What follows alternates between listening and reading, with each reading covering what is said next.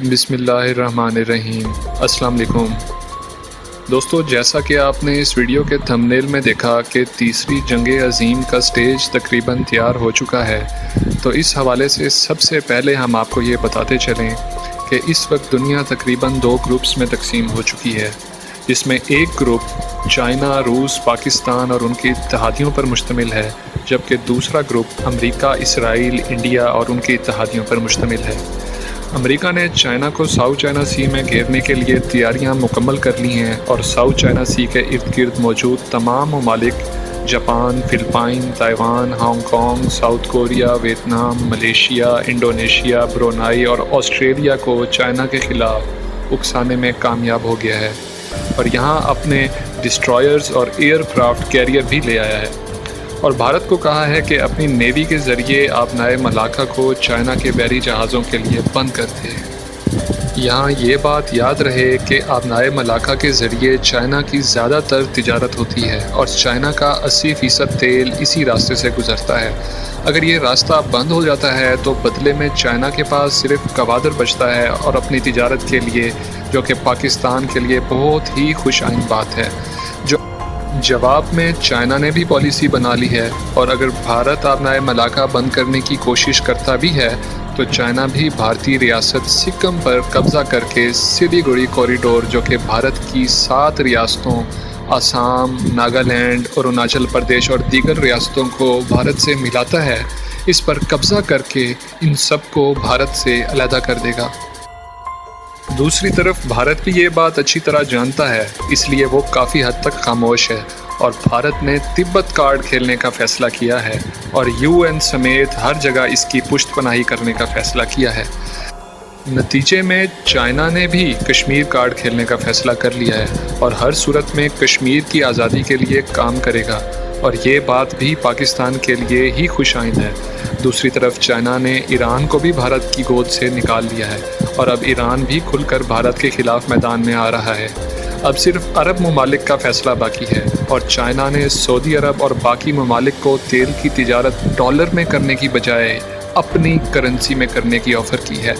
یہ امریکی ڈالر کو بدترین دھچکا ہوگا۔ امریکہ کا بھی عرب ممالک پر بھرپور دباؤ ہے۔ اگر سعودی عرب چائنا کے بلاک میں آنے کی بجائے امریکہ دباؤ پر گھٹنے ٹیک دیتا ہے تو چائنا سعودی عرب کی بجائے ایران اور روس سے تیل خریدنا شروع کر دے گا۔ چائنا صرف سعودی عرب سے 40 ارب ڈالر کا تیل خریدتا ہے، اور ایران پہلے ہی چائنا کو آدھی قیمت پر تیل دینے کی آفر کر چکا ہے۔